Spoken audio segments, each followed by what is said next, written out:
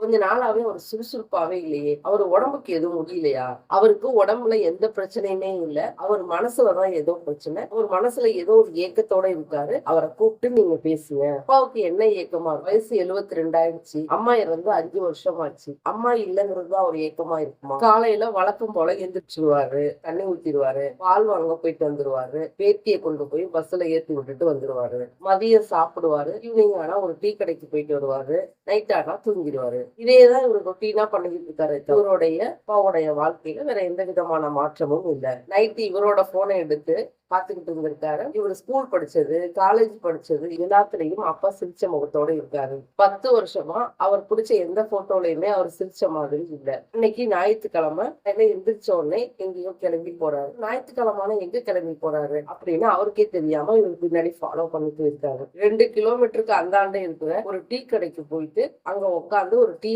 Order பண்றாரு. ஒரு 30 நிமிஷமா அந்த ஆறி போன டீ கொஞ்சமா குடிச்சிட்டு ஏதோ அப்படியே முறைச்சு பார்த்த மாதிரி உட்காந்துட்டு இருந்து கிளம்பி வந்துடுறாரு, திருப்தி இல்லாம. அவங்க பையன் இதை பார்த்துக்கிட்டே இருந்திருக்காரு. அடுத்த வாரமும் இதே மாதிரி போயிட்டு அவரு நேரா போய் அந்த டீ மாஸ்டரே பார்த்து, எங்க அப்பா எதுக்காக இங்க வராரு, டீ குடிக்கிறாரு, அப்புறம் கிளம்பி போயிடுறாரு, உங்க வேன் இங்கதான் வந்து யாரும் வேலையை முடிச்சுட்டு இங்க வந்துருவாரு, ஒரு டீ ஆர்டர் பண்ணுவாரு, டீ குடிச்சு முடிக்கிறதுக்காட்டியும் நீங்களும் வந்துருவீங்க, 2 பேரும் சேர்ந்து ஒன்னாதான் போவீங்க, ஆனா நீங்க வரதை நிறுத்திட்டீங்க, ஆனா அப்பா இன்னும் வந்துகிட்டு இருக்காரு, நீங்க வர்றது இல்ல, ஆனா அப்பாவுக்கு அது பழக்கமாயிடுச்சு.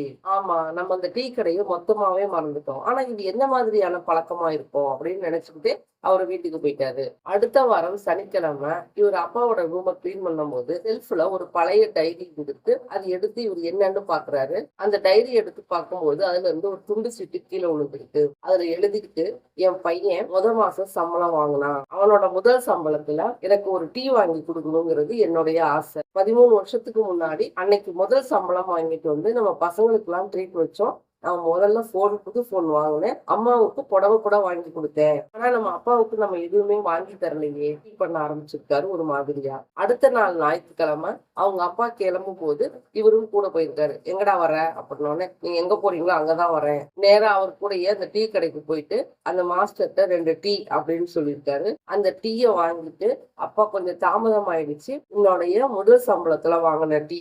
அப்பாவுக்கு கை நடுங்க ஆரம்பிச்சிருச்சு. அந்த டம்ளரை வாங்கி குடிக்க போகும்போது ஒரு கண்ணீர் சொட்டு அந்த டீல விழுது. பல வருஷம் இல்லாத புன்னகை அவர் முகத்துல இன்னைக்கு வந்திருக்கு. அவரோட பொண்ணு கேட்டிருக்கா, அப்பா இப்பெல்லாம் தாத்தா எப்படி சிரிச்ச முகத்தோடயே இருக்கிறாரு, மருந்து மாத்திரை மட்டும் வாங்கி கொடுக்கறது நம்மளோட வேலை கிடையாது, அவங்களோட கொஞ்ச நேரம் உட்காந்து சிரிச்சு பேசணும், சொன்ன கதையை தான் நம்ம கிட்ட திருப்பி திருப்பி சொல்லுவாங்க, அந்த கதையெல்லாம் கேட்டுக்கிட்டு இருந்தாவே அந்த குழந்தை மூலமா